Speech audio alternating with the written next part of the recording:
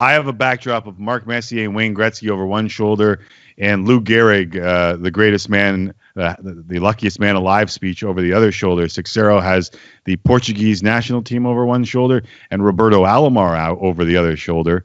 So we got a little baseball feel in the backdrops in our basement right now. That's what I was. Of course, that's absolutely what I was picturing. Really? Sorry, I can't tell if it was sarcastic or not. Tim, is it being sarcastic with us? I don't know. No, it was described. It was described to me. We were talking about it as I was coming on. Perfect. Nice.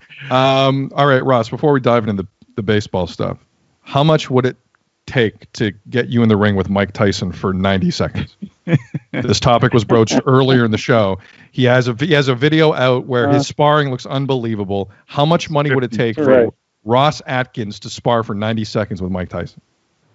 Man, is that an unfair question right on the spot? I would say it'd have to be well north of $20 million. $20 million. And I think that I would be very unlikely to even accept that. So I undershot Cicero when I started at 20,000. I almost said yes, though. That's little upside. Very little upside. Ross, let's. I know there are negotiations currently going on between the league and the PA. They're high level. You've been kind enough to come on. You can only say so much along those lines. So let's go generic. Let's go to kind of how you're feeling about the sport in general. The fact that we're even having these conversations, it warmed my heart when I saw it filter in throughout the day. How excited does it make you that if we can safely get baseball going again, we might be able to get it going again?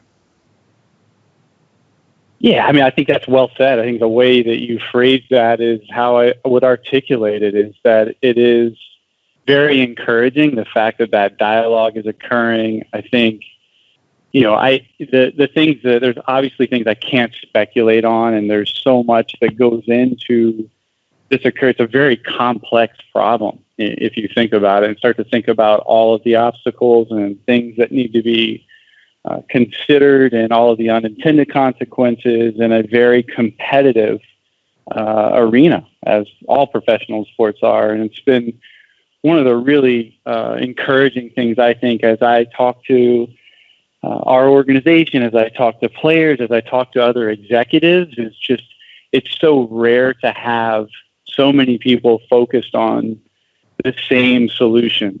And in just interacting with other executives across Major League Baseball, with talking to the executives in New York that work for Major League Baseball directly, it has been very fulfilling to be on calls and in discussion groups and formats that are so solution focused for the good of the game without sacrificing anything. That obviously safety first and thinking about the community much larger than baseball as the backdrop. Does it feel to you like we're getting closer to that point? The thing again, like that's the part that I don't want to speculate on. Yeah. I'd rather not create headlines here, but at the same time, the things that have been reported and things that are out there, all of that momentum are things that I'm feeling and experiencing. Kind of like us, Tim and Sid live with Ross Atkins here on Sportsnet 360 and the Sportsnet Radio Network. Does it change the way you have to do your job over the next little while? I mean, obviously, I think preparing for the unknown is a difficult task for anyone, but how much have you had to alter the way you do things on a day-to-day over the last 3 months? I mean, I can't imagine altering anything more. Yeah. My existence it's interesting because initially we were learning that adaptation and we were just adapting and just making adjustments. And now I'm as busy as I could possibly be for obvious reasons, right? There's so much contingency planning, scenario planning, communication, and very, very difficult, trying times. But what has been so interesting is how quickly the industry, how quickly this organization has adapted, and in some ways, really just how fulfilling it's been. Now, granted, with all the respect in the world, again, for the fact that we're going through a very, very difficult time. Of course, of course. The scenario planning and all of the contingency planning, and then coming together with our players, with our staff, and coming up with solutions has been now solutions are proposed and ideas and concepts, but how are the Toronto Blue Jays going to work within potential solutions that could be out there. And we've connected in such different ways, as I'm sure everyone in life is experiencing now. The power of FaceTime, the power of Zoom conferencing. I was on a call with several executives from other sports teams or from other sports, and not in baseball. And we were just trying to learn from one another. And one of the things that resonated the most is somewhat commonsensical, but just how much we're tapping into that FaceTime and how different the connection is with players, with staff, and how different personalities come out in different ways. And that has been something that we'll continue to tap into for sure. Ross Atkins, GM of the Toronto Blue Jays, joining us here on Tim and Sid. Ross, who after 2 months in your organization still cannot figure out Zoom? You know what? I think everybody's got it down. It's it's just a mute function that people are struggling with from time to time. That'll get you. It's more the way we think about it is who is absolutely maximizing it. Who's the quickest to get get us laughing or bring up a video or a picture. The produced content that is coming into our meetings has actually been pretty lighthearted, and we've had some fun with that.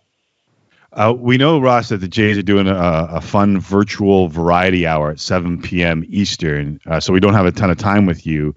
And I've heard that you're playing a role in this variety hour. Like, when I think variety hour, I think back like old school 1970s show. Like, there's no singing and dancing going. Like, what does that mean that you're playing a role in this variety hour? I think I'm a participant, is my understanding. So. Charlie Montoya will be the one with the congas entertaining, and nice. I think